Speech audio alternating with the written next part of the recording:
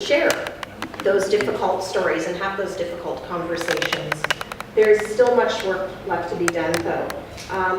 If I can, it wasn't here in Canada, but I'll share a story. It was about 20 years ago, and it was a shining example. There's plenty of examples nowadays, too. This was a really good example to me, having grown up in Canada.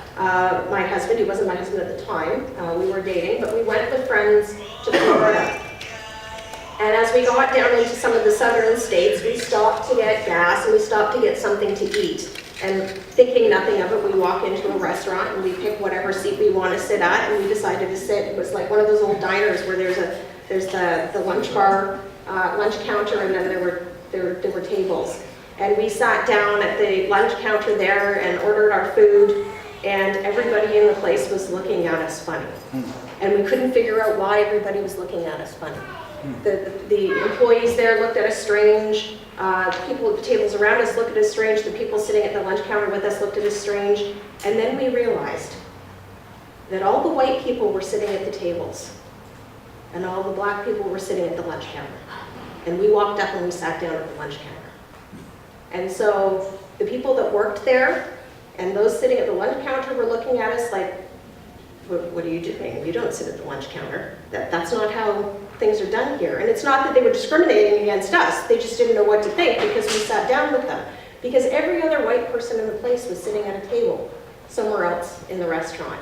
And that's when I said to my husband, you know, we grew up in a country, in a province, where we didn't see this, where we didn't experience that kind of thing.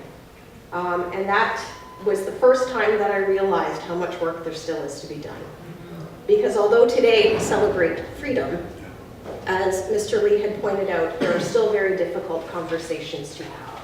Because although we celebrate freedom today, you still face many obstacles, far too many obstacles. And we need to have those conversations to make sure that kind of treatment and that kind of behavior change. So I want to thank you for inviting me to speak today. And I have a scroll here on behalf of our leader, Andrea Horvath, and all New Democrats to thank you all, really, to thank you for putting together the celebration today. And speaking of difficult conversations, Mr. Lee had spoken to one of my staff members in Windsor. This is why it's so important for us to have a team. And so we did put a certificate together, and I forgot it. So our leader sent a certificate, but I also have one to share with you, but we'll make sure that you get it.